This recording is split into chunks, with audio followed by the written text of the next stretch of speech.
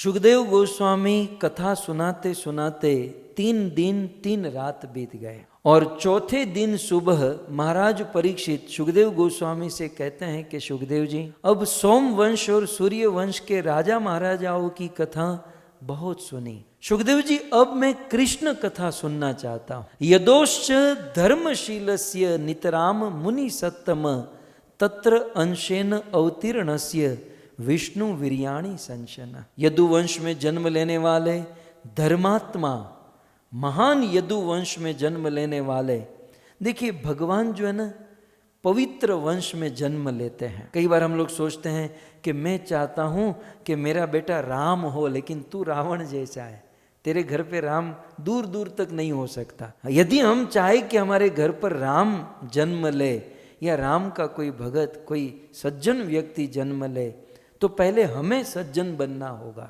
इसलिए परीक्षित महाराज कहते हैं यदोश्च धर्मशीलस्य, धर्मात्मा यदुवंश में जिसका जन्म हुआ उस भगवान से कृष्ण की कथा आप सुनाइए। अवतीर्य यदोर्वंशे भगवान भूत भावन कृतवान यानी विश्वात्मा तानी नह वद विस्तरात। यदुवंश में अवतीर्ण होकर कृष्ण और बलराम ने मिलकर जो जो कार्य किए, कृपया करके आप हमें उस कृष्ण की कथा सुनाइए। भक्तों, श्रीमद् भागवत में अनेकों कथाएं हैं, लेकिन सभी कथाओं का पर्यवसान, सभी कथा का सार है कृष्ण कथा। राजसूय सभा में धर्मराज युधिष्ठिर ने नारद मुनि को प्रश्न पूछा कि हे नारद जी, हम जैसे घर गृहस्थी वाले, हम जैसे संसारी जीवों के लिए संसार में रहकर, घर गृहस्थी में रहकर ही ईश्वर प्राप्त करने हैं, तो क्या करना चाहिए? कुछ प्रैक्टिकल बात, क्योंकि हम सब काम धंधा वाले, जॉब वाले, हमारा आधा जीवन तो घर गृहस्थी व्यवसाय और व्यवहार में ही बीत जाता है। तो ऐसे गृह मुड्ढ दी, हम जैसे फंसे हुए गृहस्थियों के लिए, संसारी मनुष्यों के लिए कोई ऐसा सरल उपाय बताइए ताकि हम घर गृहस्थी में रहकर भगवान की प्राप्ति कर सके। तब नारद मुनि ने बहुत सुंदर जवाब दिया कि गृहेषु वस्थितो राजन कुर्वन क्रिया यथोचिता वासुदेव अर्पणम साक्षात उपासीत महामुनि। नारद जी ने कहा कि गृहस्थियों के लिए, संसारियों के लिए घर छोड़ने की आवश्यकता नहीं है, अपना काम धंधा बिजनेस, अपने कर्म को त्याग करने की आवश्यकता नहीं है। अपने कर्म करो, जहां हो वहीं रहो, अपनी रिस्पॉन्सिबिलिटी निभाओ, लेकिन एक काम करो अपने जीवन में, और वह कार्य क्या है? उप आसीत महामुनि, महामुनियों के निकट बैठो। जो शुद्ध संत हैं, जो सदगुरु हैं, उनके पास जाओ, या ऐसे महामुनि शुद्ध संत को अपने घर बुलाओ और उनके चरणों में बैठकर अवतार कथा शुभा, भगवान की पवित्र कथा सुनो। युधिष्ठिर महाराज ने यह भी कहा कि कौन सी कथा? तब वहां पर नारद मुनि कहते हैं भगवान से कृष्ण की कथा सुनो। लेकिन कृष्ण कथा सुनने की पात्रता होनी चाहिए। कृष्ण कथा सुनने की पात्रता कब आएगी?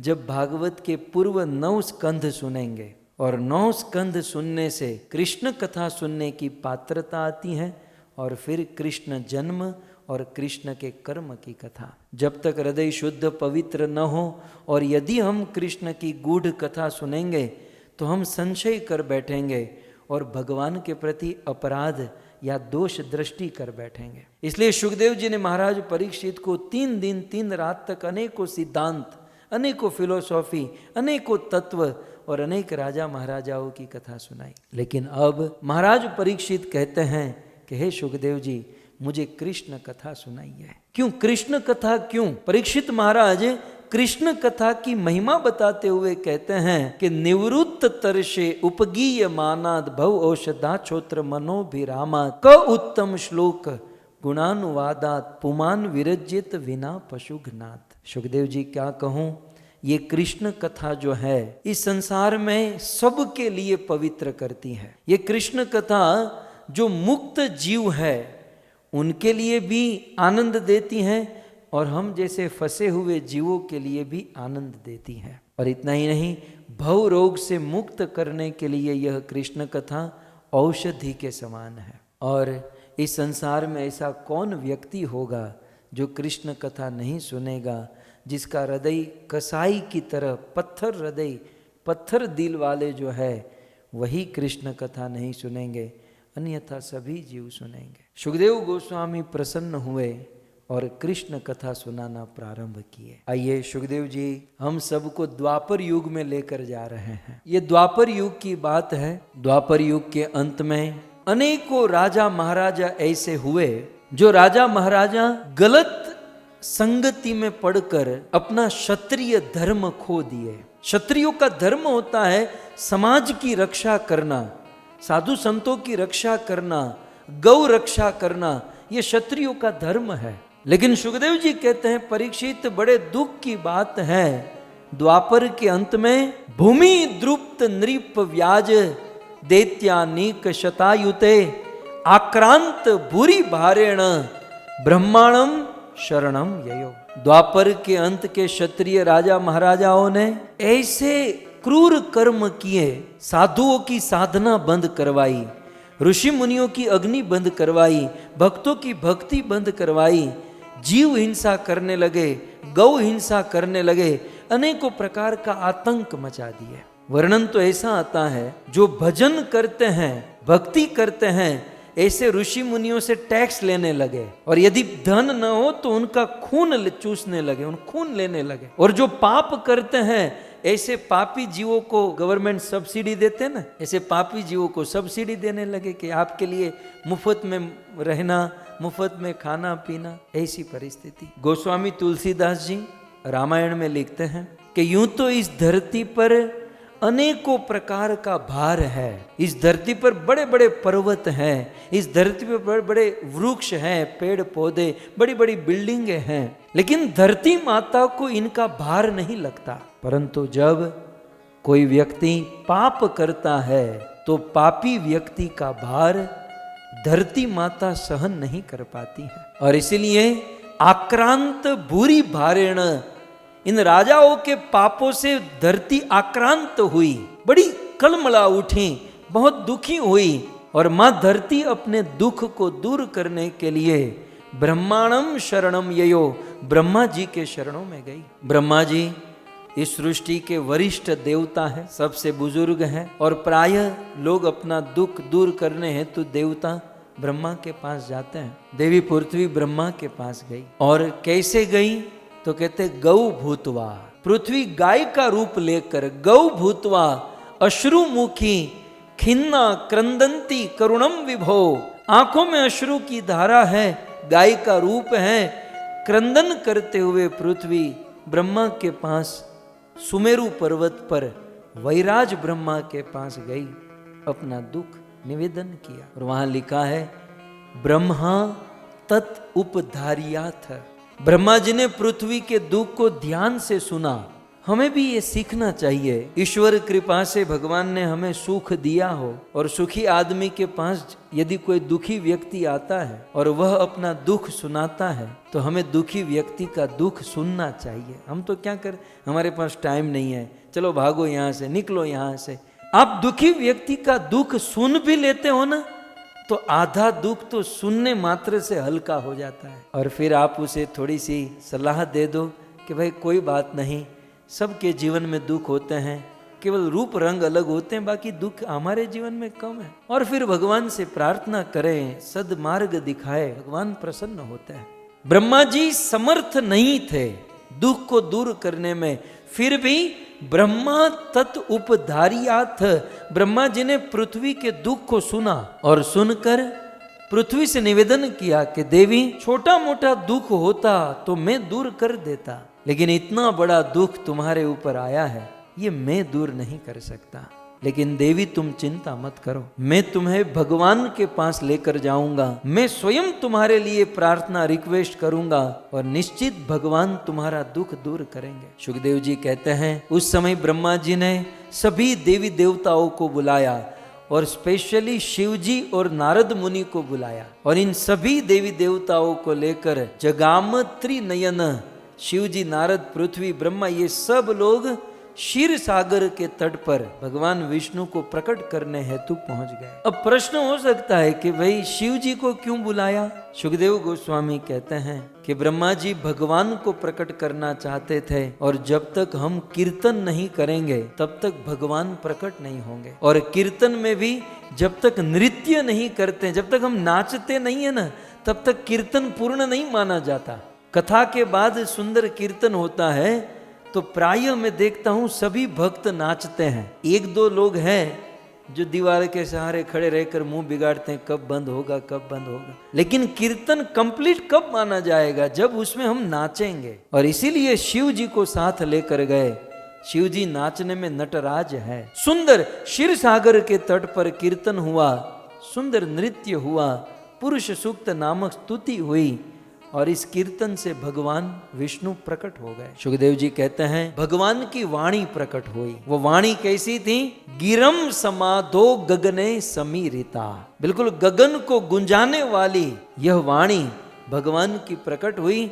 और भगवान ने कहा कि हे देवताओं, हे ब्रह्मा जी, आप लोग जिस उद्देश्य से यहाँ पर आए हो ये हम पहले से जानते हैं, और आप चिंता मत करो, बहुत जल्द हम इस धरती पर प्रकट होंगे और प्रकट होकर इन दुष्टों का वध करेंगे, पृथ्वी का भार दूर करेंगे, धर्म की स्थापना करेंगे और साधु संतों को आनंद देंगे। इस प्रकार जब भगवान ने कहा तब देवता बड़े दुखी थे। देवताओं ने कहा प्रभु थोड़ा सा क्लियर कीजिए कि आपका जन्म कहाँ होगा, क्योंकि कलयुग में भरोसा नहीं, कोई भी कह सकता है। जो भागवत में लिखा था ना कि मैं जन्म लूंगा तो वो मैं ही हूं, अहम ब्रह्मास्मि सोहम, सो वो भगवान अहम मैं ही हूं, शिव हम मैं ही वो शिव हूं। सो देवताओं ने कहा कि प्रभु आप थोड़ा सा क्लेरिफिकेशन कीजिए, आप कहाँ आओगे? तब भगवान ने कहा वसुदेव गृहे साक्षात भगवान पुरुषः परः, वसुदेव के घर पर हम प्रकट होंगे। भगवान जो है वसुदेव के घर पर आएंगे। अतः हे देवताओं, आप अपने अपने अंश से गोप ग्वाल सखा गैया बनकर ब्रज में प्रकट हो जाओ ताकि मुझे लीला करने में सहायता मिले। इस प्रकार भगवान ने कहा, देवताओं ने सुना, ब्रह्मा जी ने पृथ्वी को सांत्वना दी, सारे देवता अपने अपने स्थान पर चले गए। और अब धरती पर सारे देवता राह देख रहे हैं कि अब भगवान कब आए कब आए। धरती पर एक बहुत सुंदर उत्सव हुआ। देखिए, भगवान को आने के लिए योग्य माता पिता चाहिए। आजकल लोग कहते हैं ना कि भाई इतना आतंक हो रहा है, इतना कुछ हो रहा है, भगवान क्यों नहीं आ रहे? भगवान को तो आना है, लेकिन कोई अच्छे माता पिता मिलने चाहिए, भजन करने वाले, देव की वसुदेव जैसे, नंद यशोदा जैसे, वो अवश्य आएंगे, लेकिन उनको प्लेटफॉर्म चाहिए, वो भक्त चाहिए। सो धरती पर एक बहुत सुंदर विवाह हो रहा था। ये विवाह कहाँ हो रहा था? कहते हैं मथुरा नगरी में। मथुरा जिसके विषय में कहते हैं राजधानी तत साभूत सर्व यादव भूभुजाम, मथुरा भगवान यत्र नित्यम सन्निहितो हरि। यादवों ने मथुरा को अपनी राजधानी बनाई। बहुत समृद्ध नगरी हुआ करती थी, और ये वो मथुरा है जहाँ भगवान हरि, जहाँ भगवान कृष्ण सदैव रहते हैं। सो यहाँ पर कहते हैं कि हरि का वास जहाँ पर सदैव है, उस मथुरा में एक बहुत सुंदर विवाह होने जा रहा। ये विवाह महाराज शूरसेन के पुत्र वसुदेव और महाराज देवक की सबसे छोटी कन्या देवकी का, सुंदर दोनों वसुदेव और देवकी का विवाह। कहते हैं वसुदेव जी की बारात 15 दिन तक महाराज देवक के वहां रुकी है। सुंदर गान बजान, उत्सव, भोजन प्रसाद, मेहमान नवाजी 15 दिन तक ये चला है। आजकल की बारात तो 15 दिन भी नहीं 15 घंटे भी नहीं रुकती हैं। घंटे 2 घंटे में तो पंडित जी भी सब फास्ट फॉरवर्ड मोड में होते हैं, आधे 1 घंटे में ख़त्म करके एक ही दिन में मंडप गणेश स्थापना भी कर लो, मंडप मुहूर्त भी कर लो, शादी फेरे भी कर लो, रिसेप्शन भी एक ही दिन में सब। लेकिन उन दिनों 15 दिन तक वसुदेव और देवकी का विवाह चला। और वर्णन है 15वें दिन जब महाराज देवक अपनी बेटी देवकी का विदा कर रहे थे, तब उन्होंने अपनी बेटी के प्रति बड़ा भाव, बड़ा प्रेम प्रस्तुत किया और अपनी बेटी देवकी को बहुत सुंदर भेंट प्रदान की। 500 चतुर्बरहम गजानाम हेम मालिनम, कहते हैं 400 हाथी, 1500 घोड़े, 1800 रथ, 200 दासियां, पूरा वर्णन भागवत में है। ये सब कुछ सोने से मढ़े हुए, सोने के हारों से बने हुए। और विदाई की घड़ी जब आई, उन 1800 रथ के बीच में वसुदेव जी का रथ था। सुंदर गान गीत गा रहे थे, बेटी को विदा कर रहे थे। वसुदेव जी रथ पर बैठे, देवकी रथ पर बैठी, और जब विदाई का समय, जब वो रथ को चलने का समय आया, तब देवकी का एक कजिन, देवकी का चचेरा भाई, उग्रसेन का पुत्र कंस, देवकी के प्रति बड़ा प्रेम उमड़ आया। और अपनी बहन देवकी के प्रति प्रेम के खातिर कंस स्वयं उस रथ पर चढ़ गया। रथ चलाने वाले सारथी को नीचे उतारा और कंस स्वयं उस रथ को चलाने लगा।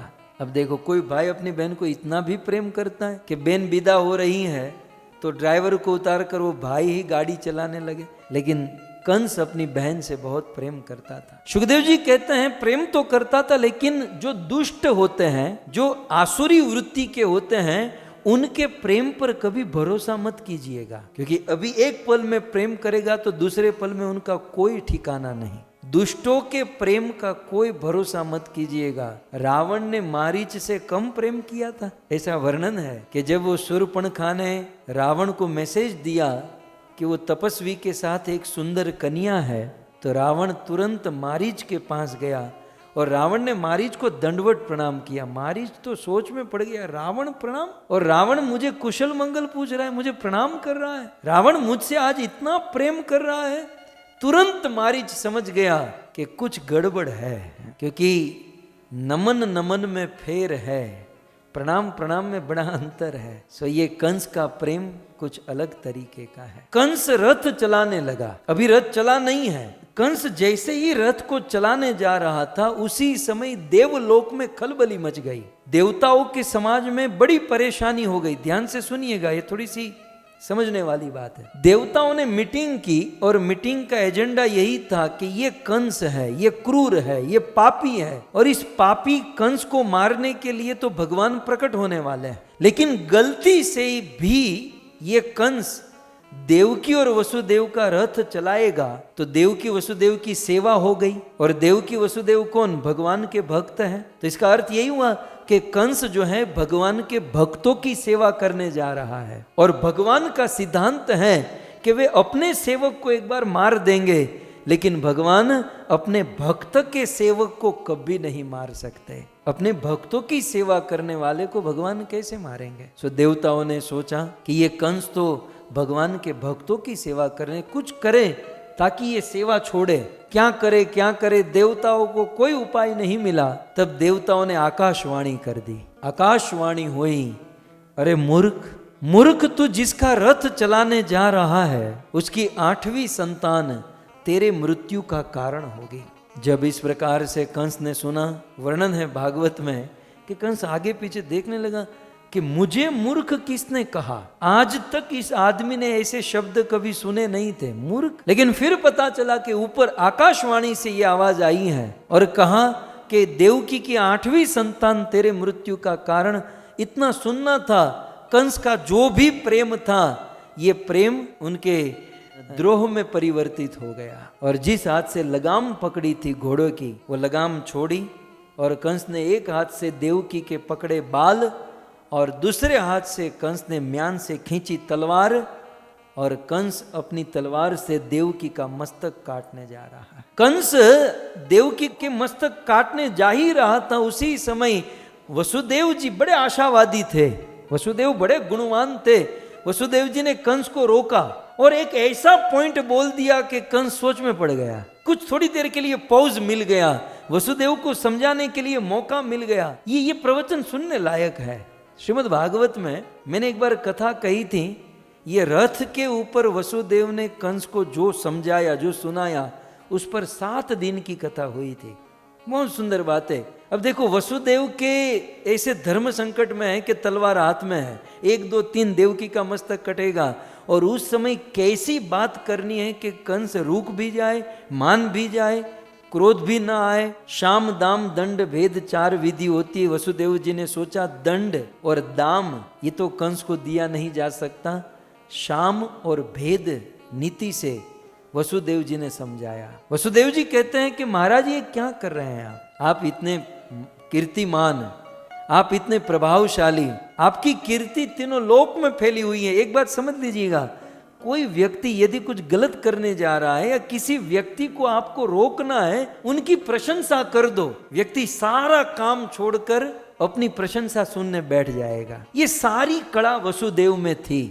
क्यों न हो, भगवान के बाप बनने वाले हैं। तुरंत एक ऐसा स्टेटमेंट मारा, कंस की प्रशंसा सुनते ही कंस उसे सुनने में, महाराज आपकी कीर्ति तीनों लोकों में है और आज आप देवकी को मारकर आपकी कीर्ति नष्ट करोगे। एक तो ये स्त्री है, ऊपर से आपकी बहन है और उससे ऊपर आज इनका विवाह है, आप उनको विदा कर रहे हो और ऐसी परिस्थिति में मारोगे। महान व्यक्ति की कीर्ति नष्ट होना ये उनके मृत्यु के बराबर होता है महाराज। प्रत्येक श्लोक में महाराज संबोधन, प्रत्येक श्लोक में। कंस ने कहा लेकिन मुझे डर है कि इसकी 8वीं संतान मुझे मार देगी। वसुदेव जी कहते हैं महाराज मरना किसको नहीं है। क्या कहते हैं? मृत्यु जन्मताम वीर। हे वीर, देखिए एक तो समझाना भी है और ऊपर से प्रशंसा भी करनी है। बहुत गुणों से युक्त ये वाणी थी, इसको विश्लेषण से कभी विस्तार से सुनिएगा। मृत्यु जन्मताम वीर, हे वीर देहेन सह जायते। जिस दिन से इस शरीर का जन्म होता है उसी दिन मृत्यु की तारीख पक्की हो जाती है। महाराज हे वीर, मरना किसको नहीं है, हमें आपको पूरी दुनिया एक ना एक दिन मरना है। यदि अपनी बहन को मारोगे तो मर कर भी बदनाम हो जाओगे। बहुत सारी बातें वसुदेव ने कही और अंत में वसुदेव जी कहते हैं कि फिर भी आपको भय है, डर है, तो मैं आपसे वादा करता हूं कि देवकी के गर्भ से जितने भी संतान होंगे मैं आपको लाकर सौंप दूंगा, फिर आपको उनका जो करना है सो कीजिएगा, लेकिन आप देवकी को छोड़ दीजिए। कंस को पता था कि वसुदेव जी कभी अपने जीवन में झूठ नहीं बोलते और इसलिए कंस रथ से उतर गया, वसुदेव को छोड़ दिया। वसुदेव जी अपनी पत्नी देवकी को लेकर अपने घर पर पहुंचे। विवाह हुआ, 1 वर्ष बीत गया और 1 वर्ष के बाद सुखदेव जी कहते हैं कीर्तिमंतम प्रथमजम कंसाया आनक दुंदुभे अर्पया मास कृच्छेण स नृताद अति विह्वल। 1 साल के बाद वसुदेव और देवकी को प्रथम पुत्र कीर्तिमान नाम के प्रथम पुत्र की प्राप्ति हुई और जैसे ही पुत्र का जन्म हुआ, अपने वचन के अनुसार वसुदेव जी उस बालक को लेकर कंस के पास आए, सौंप दिया। कंस ने एक दिन, अब कंस तो एक दिन के बालक को ऐसे ही पकड़ा होगा जैसे हम लोग मोबाइल पकड़ते हैं। कंस ने एक दिन के बालक को अपने हाथ में पकड़ा और देखा कि ये मेरा क्या बिगाड़ेगा, अभिमान, ये मेरा क्या बिगाड़ा। वसुदेव जी इसे तुम लेकर जाओ, 8वां बालक जब होगा उसे मेरे पास लेकर आइएगा। वसुदेव जी गए, फिर भी मन में तो संकोच था ही कि इसका कोई भरोसा नहीं। तब तक देवताओं ने नारद मुनि को भेजा। पहले तो देवता सरस्वती देवी के पास गए कि हे माँ सरस्वती, ये कंस ने प्रथम बालक को छोड़ दिया है, अब ये दूसरा, तीसरा, चौथा कब होगा, कैसे होगा, भगवान कब आएंगे। हे माँ सरस्वती, आप कंस के पास जाओ और कंस की मति को घुमाओ। तब सरस्वती देवी ने कहा कि देवताओं, तुम लोग कितने स्वार्थी हो, तुम्हारे स्वार्थ के कारण त्रेता युग में मैंने मंथरा की बुद्धि घुमाई और बेचारे भगवान राम को 14 वर्ष तक वनवास भोगतना पड़ा। उस समय तो मैं तुम्हारी बातों में आ गई, अब मैं तुम्हारी बातों में नहीं आऊंगी। सरस्वती देवी तो चली गई वहां से, लेकिन देवताओं ने नारद मुनि को पकड़ा और नारद जी भगवान की इच्छा से ही कार्य करते हैं। नारद जी कंस के पास आए, कंस ने नारद को प्रणाम किया। नारद ने कहा तुम्हारे जैसा मूर्ख और कोई नहीं है। कंस कहते हैं महाराज मुझे मूर्ख कह रहे हैं आप, आज मैंने जीवन दान दिया है किसी को। बोले इसीलिए आया हूं तुझे समझाने के लिए। बोले महाराज वो 1 दिन का बालक मेरा क्या बिगाड़ेगा। और आकाशवाणी हुई थी कि 8वीं संतान मेरे मृत्यु का कारण बनेगी। नारद जी कहते हैं वो तेरा बाप विष्णु है, विष्णु खंबा तोड़ के जो प्रकट हो सकता है, जो खंबा तोड़कर बिना माँ बाप के खंबा तोड़कर जो आ सकता है, वो तेरा नंबर ध्यान में रखेगा, पहला आना है, दूसरा आना है, तीसरा आना है, चौथा आना है। और तू यदि नंबर के फेर में पड़ा है तो मुझे बता इसमें से 8वीं उंगली कौन सी है। अब कंस यहाँ से गिने तो ये 8वीं, यहाँ से गिने तो ये 8वीं। कंस भी चक्कर में पड़ा कि ये तो पहला भी 8वां हो सकता है, 8वां भी 8वां हो सकता है। ये अष्टदल कमल, 8 पंखड़ी वाला कमल नारद जी ने दिखाया, बता अब इसमें 8वीं पंखड़ी कौन सी है। कंस गोल गोल करके गिनता है तो पहली भी 8वीं, दूसरी भी 8वीं, तीसरी भी 8वीं। कंस के दिमाग की खिड़की खुल गई, बोले ये तो कोई भी 8वां हो सकता है। तुरंत कंस ने अपने अनुचर को भेजा, जाओ देवकी, वसुदेव और उनके बेटे को लेकर आओ और कारागार में बंद करो। कंस के पिता उग्रसेन ने कहा बेटा ऐसा नहीं करते, बोले ये मेरे बाप को भी कारागार में बंद करो। कंस ने सबको कारागार में डाला और फिर अपने हाथों से देवकी के प्रथम पुत्र को अपने माँ बाप देवकी वसुदेव के देखते देखते एक शिला के साथ, पत्थर के साथ पटक कर मार दिया। 1 साल के बाद दूसरे बालक का जन्म हुआ। कंस ने दूसरे को मारा, तीसरे को मारा, चौथे को मारा। इस प्रकार कंस 6 बालक का वध कर दिया। तब बलराम जी से नहीं रहा गया, गुरु तत्व भगवान के बड़े भाई बलराम से नहीं रहा गया। सुखदेव जी कहते हैं सप्तमो वैष्णवम धामम यमंतम प्रचक्षते गर्भो बभूव देवक्य हर्ष शोक विवर्धनम। 7वें पुत्र के रूप में देवकी के हृदय गर्भ में बलराम प्रकट हुए और उसी समय भगवान विष्णु ने योग माया को बुलाया, निवेदन किया कि उस बालक को सुरक्षित रूप से देवकी के गर्भ से निकालकर रोहिणी के गर्भ में रख दीजिए। और जैसे भगवान ने कहा वैसे ही किया। देवकी ने सुबह उठकर देखा तो बालक ही पेट में नहीं था। मां देवकी के जीवन में और दुख हुआ। मां देवकी के जीवन में बड़ा कष्ट। 6 चले गए, 7वां गायब। लेकिन एक समझने वाली बात यह थी कि जितना दुख देवकी और वसुदेव के जीवन में बढ़ता गया उतनी भक्ति बढ़ती गई। हमारे जीवन में उल्टा है, हम लोग थोड़ी बहुत भक्ति करते हैं लेकिन जीवन में जब दुख आते हैं, प्रॉब्लम आते हैं तो भक्ति पहले छोड़ देते हैं, बोले ये कुछ काम का नहीं। लेकिन यहाँ उल्टा था, जितना दुख बढ़ रहा है उतनी भक्ति बढ़ रही है। और इतनी भक्ति देवकी और वसुदेव के जीवन में कि भगवान का सिंहासन हिल गया। भगवान भी सोच में पड़ गए कि ये किस माटी के बने हुए हैं। 6 बालक आंखों के सामने मारे गए, 7वां चला गया, फिर भी मेरी भक्ति कर रहे हैं, फिर भी मुझे समर्पित है। धरती पर जो होता है उसे धरती कंप कहते हैं, लेकिन आज वैकुंठ कंप होने लगा। आज ईश्वर कांप गया, भगवान का सिंहासन हिल गया और भगवान ने निर्णय ले लिया कि अब तो मुझे धरती पर जाना ही होगा। और उस समय भगवान कृष्ण सर्वप्रथम इस धरती पर वसुदेव जी के मन में आए। वसुदेव जी के मन से माँ देवकी के मन में गए और माँ देवकी के मन से देवकी के हृदय गर्भ में गए। एक बात ध्यान रहे, भगवान कभी पेट में नहीं आते, भगवान हृदय गर्भ में आते हैं।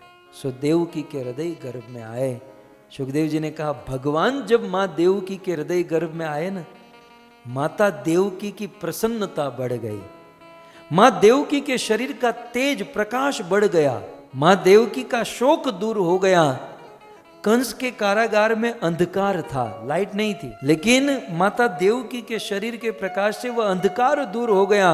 एक दिन कंस देखने को आया माता देवकी को, देवकी की ओर जब देखा तो कंस की आंखें बंद हो गई। जैसे सूर्य के सामने हम आंखें खोलकर नहीं देख सकते, कंस की आंखें बंद हो गई और कंस समझ गया कि मेरा काल, मेरी मौत, ये विष्णु देवकी के गर्भ में आ चुका है। और उस समय से कंस ने खाना पीना बंद कर दिया। कंस रोटी सब्जी खाने बैठे तो ये रोटी के माध्यम से पेट में जाकर मुझे फाड़ देगा, ये पानी में चला गया होगा, ये बिस्तर पर होगा, न सोता है न खाता है न पीता है। धीरे धीरे धीरे धीरे दिन महीने बीतने लगे, लगभग 9 महीने बीत गए। और जब भगवान के जन्म होने का समय आया, देवताओं को पता चला, ब्रह्मा जी, शिव जी, नारद जी और समस्त देवी देवता कंस के कारागार में आए और कारागार में आकर गर्भ में रहे हुए भगवान को स्तुति करने लगे, जिसे भागवत में गर्भस्थ स्तुति कही गई। एक एक श्लोक में 9 बार इस प्रकार कंस के कारागार में माँ देवकी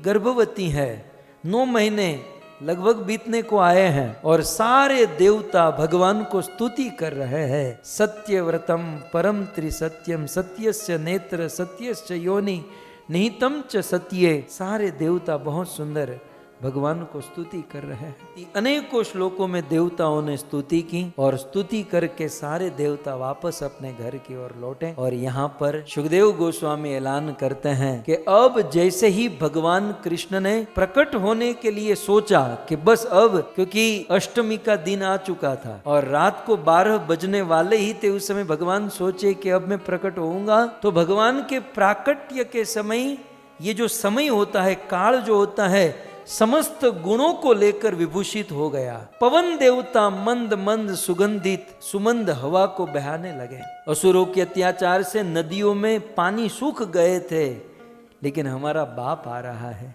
हमारा ईश्वर आ रहा है, यह पता चलते ही नदियों के जल उभरने लगे, नदियों में बाढ़ आने लगी। हमारा भगवान, हमारा ईश्वर, हमारा कृष्ण आ रहा है। वृक्षों में फल फूल देना बंद कर चुके थे, लेकिन भगवान आ रहे हैं पता चलते ही वृक्षों पर फल फूल आने लगे। साधुओं के मन में अंदर से आनंद होने लगा। कभी कभी होता है ना, कुछ बाहर से न कुछ मिला न खाया पे, लेकिन अंदर से कुछ आनंद की अनुभूति होती है। साधुओं के मन में अंदर से आनंद होने लगा और असुरों के मन में अपने आप भय उत्पन्न होने लगा। गंधर्व गाने लगे, अप्सराएं नाचने लगी, देवता वाद्य बजाने लगे और बहुत सुंदर वातावरण छा गया। कहते हैं कि बादल गरजने लगे और बादल बरसने लगे, मंद मंद मंद बादल बरसने लगे।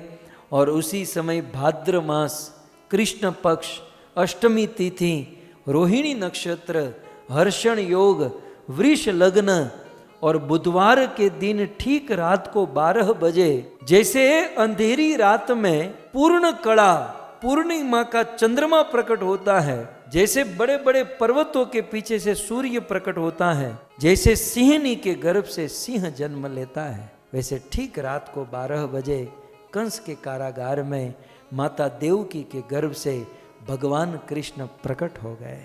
श्री कृष्णचंद्र भगवान की, श्री कृष्णचंद्र भगवान की। कंस के कारागार में भगवान श्री कृष्ण प्रकट हुए। अभी तो बेचारे कारागार में प्रकट हुए हैं, हमें तो गोकुल में, उत्सव गोकुल में है, मथुरा में नहीं है। तमें मैंने गोकुल पहुंचवा दियो। तो कृष्ण कंस के कारागार में, और जैसे ही प्रकट हुए तो माता देव की मूर्छित अवस्था में थी, वसुदेव जी जागृत अवस्था में। और वसुदेव जी ने जो भगवान का रूप देखा, कहते हैं सशंख चक्र। वसुदेव जी ने क्या देखा?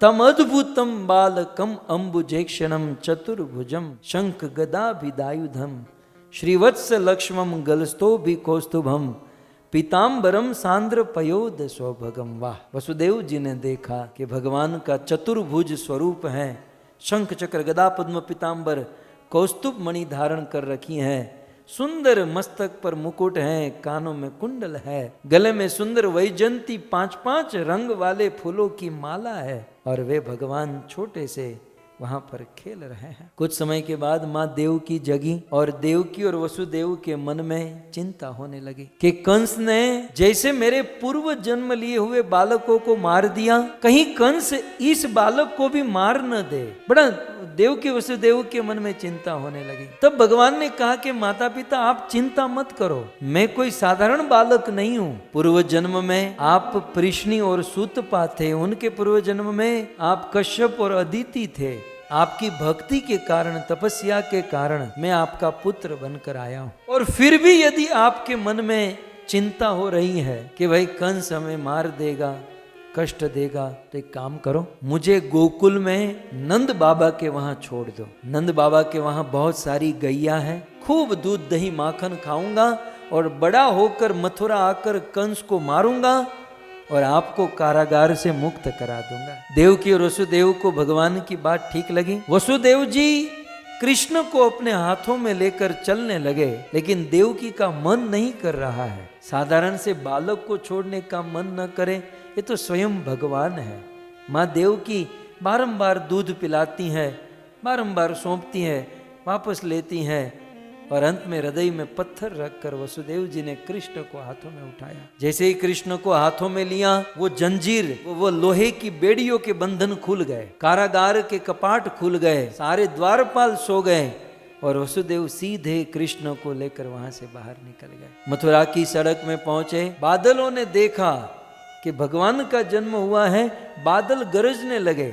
यह सोचकर कि भगवान का जन्म हुआ है और भगवान के शरीर का रंग हमारे जैसा है। आने वाले समय में बड़े बड़े कवि विद्वान भगवान के रंग की उपमा हमारे साथ देंगे। ये सोचकर बादल गरजने लगे, बरसने लगे, मानो बादल भगवान को दान देने लगे कि आज भगवान का जन्मदिन है, बर्थडे है, हमें कुछ भेंट देनी चाहिए।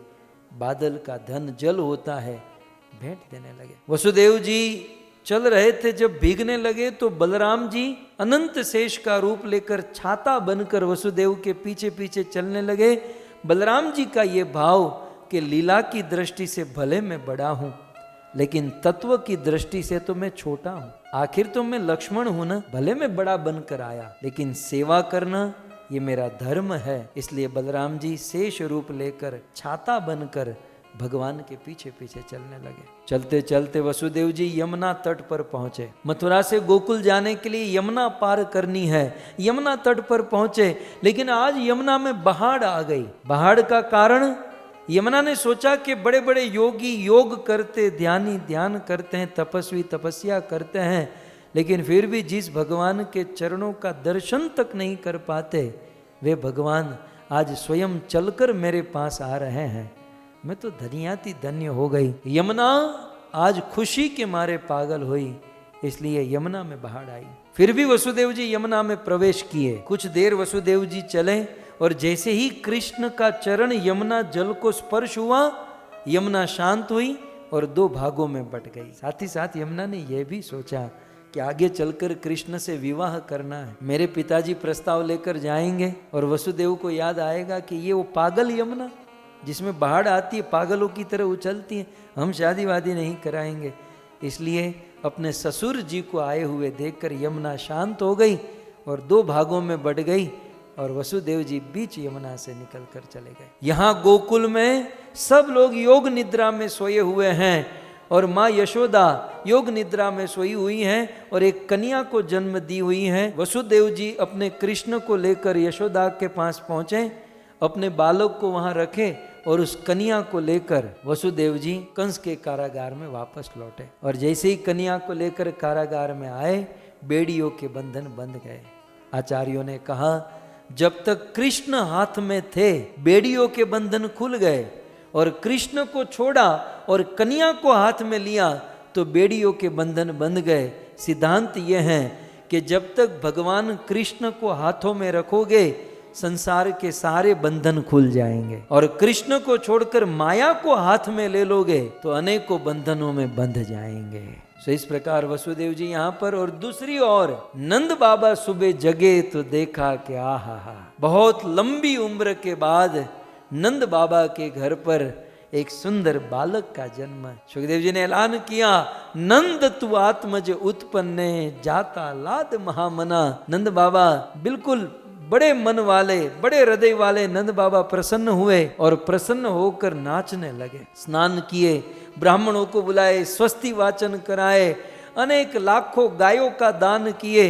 और अब तो ब्रज में धीरे धीरे सबको पता चलने लगा कि नंद बाबा के वहां लाला का जन्म हुआ है। सारे ब्रजवासी सुंदर सुंदर वस्त्र धारण करके, सुंदर भेंट लेकर, बधाई लेकर नंद बाबा के घर पर आने लगे। और आज नंद बाबा के घर पर बहुत बड़ा उत्सव मचा। नंद के घेरा नंद भयो, जय कन्हैया लाल की। नंद के घेरा,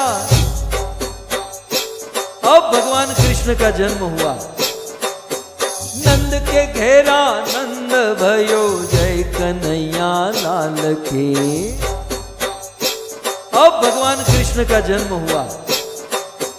नंद के घेरा नंद भयो, जय कन्हैया लाल की।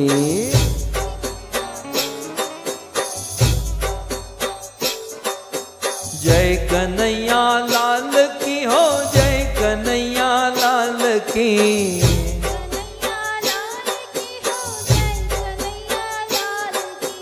जय कन्हैया लाल की हो, जय कन्हैया लाल की।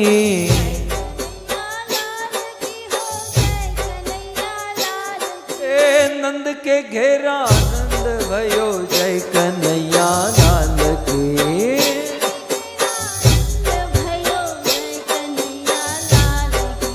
नंद घेरा नंद भयो, नंद घेरा नंद भयो, नंद के घेरा नंद भयो, जय कन्हैया लाल की।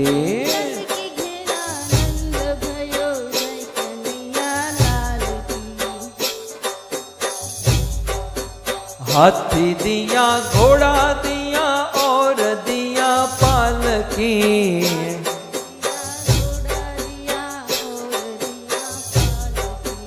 हाथी दिया घोड़ा दिया और दिया पालकी।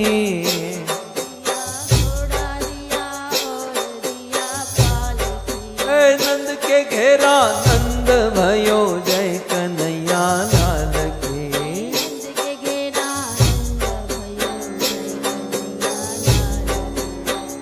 हेलो हेलो, सभी भक्त खड़े होकर नाचते हुए भाव से, हे मारू वन रावण छे रूडू, वैकुंठ नहीं रे आओ।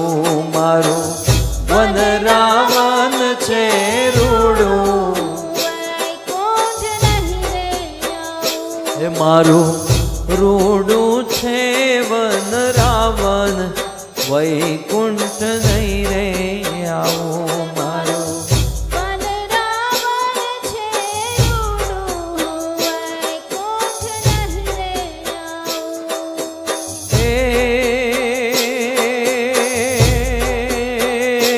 नहीं आऊ हो नंद जी ना लाल रे, वैकुंठ नहीं रे आओ। मारो जय हो।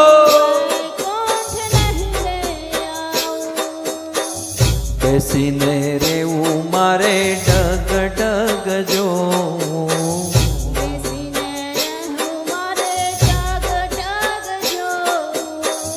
बेसीने रे मारे डग डग जो,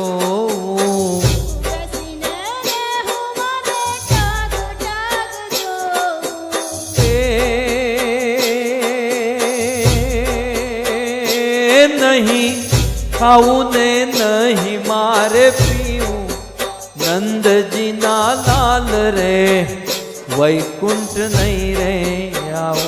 मारो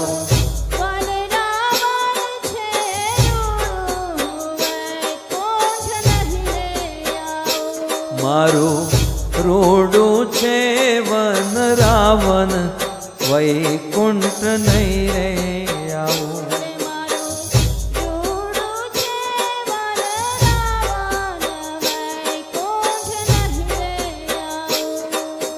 खमा मारा हे खमा मारा नंद जी ना लाल, मोरली क्यारे वगाड़ी।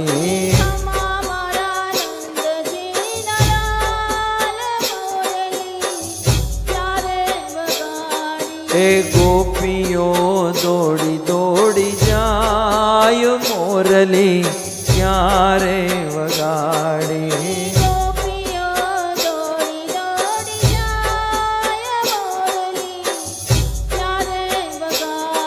हे खमा मारा नंद जी ना लाल, मोरली क्यारे वगाड़ी।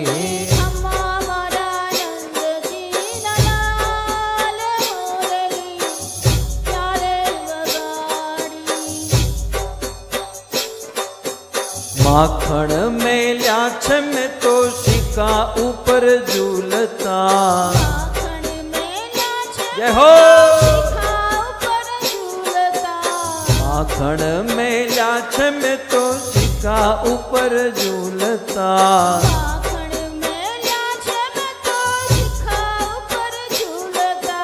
माखण मींदड़ा खाय, मोरली क्यारे वगाड़ी।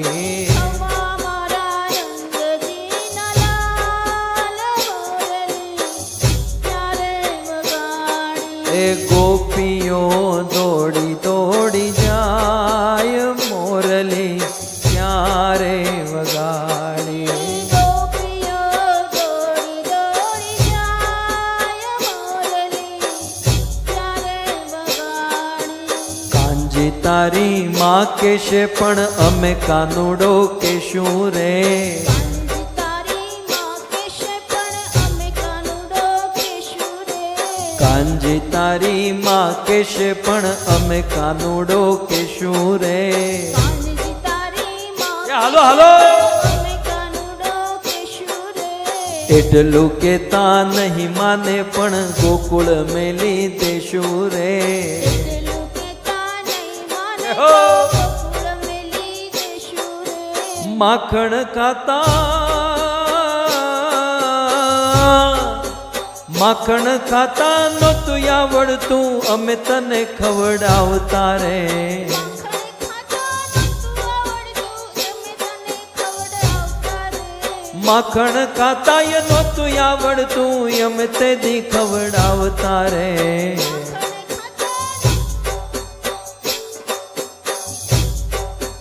ગોપીઓએ તારું ઘર ઘેરાણું જય ખૂણામાં બેઠું રે.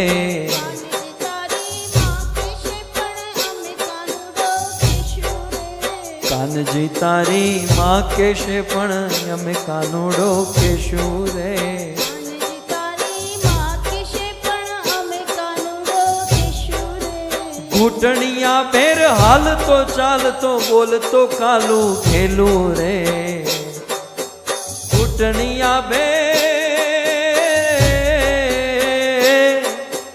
ઘૂંટણિયા બેર હાલતો ચાલતો બોલતો કાલું ઘેલું રે. કર્મ સંજોગે આવી ભરાણા ઘરમાં જોડા જોડ રે. કાનજી તારી માં કેશે પણ અમે કાનુડો કેશું રે. એટલું કેતા નહીં માને પણ ગોકુળ મેલી દેશું રે. એટલું કહેતા નહીં માને તો ગોકુળ મેલી દેશું રે.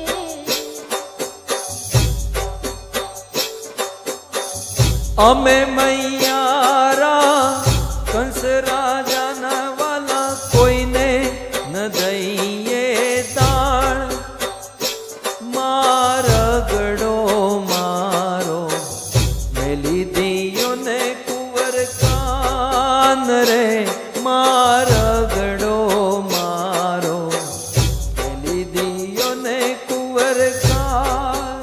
એમાં ટુકડી મહીની ગોળી હું મહિયારણ હાલી રે એ ગોકુળમાં. ઓ મોરા શ્યામ મુજને હરિવાલા. ઓ મોરા શ્યામ મુજને હરિવાલા. માથે મટુકડી મહીની ગોળી હું મહિયારણ એ ગોકુળમાં. હો મોરા શ્યામ મુજને હરિમાં. હો મોરા શ્યામ મુજને. સાંકડી શેરીમાં મારા સસરાજી મળ્યા મને લાજુ કાઢ્યાની ઘણી. હે ગો હો મોરા શ્યામ મુજને. હો મોરા શ્યામ મુજને હરિવાલા. નટવર નાનો રે કાનો રમે છે મારી કેડમાં. નટવર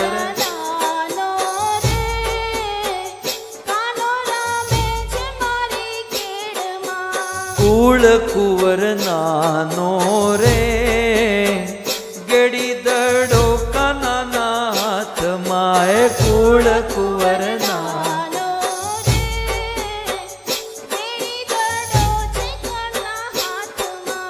નટવર નાનો રે કાનો રમે છે મારી કેડમાં. નટવર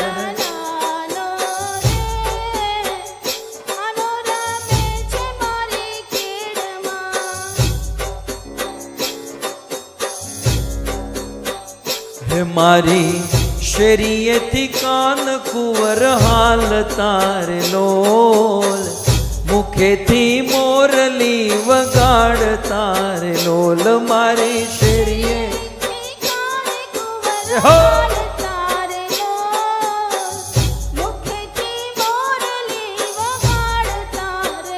એ હું તો જબકીને જોવાની કળી રે લોલ, ઓઢણ યંગ પર વિસરી રે લોલ, હું તો જગપી કળી રે લોલ, ઓઢણ યંગ પર એ મારી શેરીએથી કાન કુંવર હાલ તારે લોલ, વિકેતી મોરલી વગાડ તારે લોલ, મારી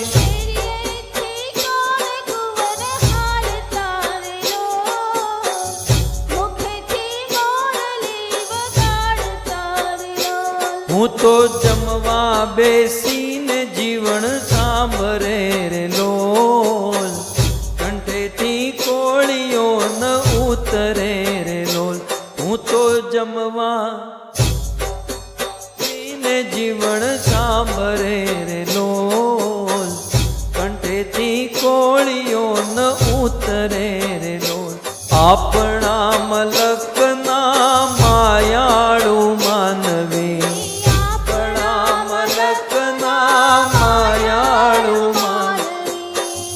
આપણા મલકના માયાળુ માનવી, આપણા મલકના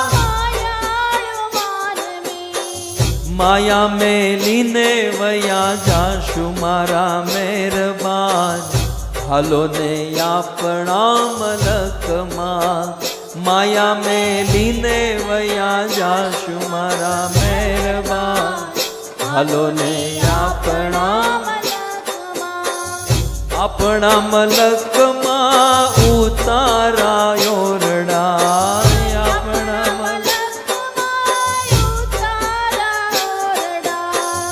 ઉતારા કરી છોડે જાશું મારા મહેરબાન, હાલો ને આપણા મલકમાં ઉતારા કરી છોડે જાશું મારા મહેરબાન, હાલો ને ઓ રંગ રસિયા ક્યાં રમી આવ્યા રાસ જો,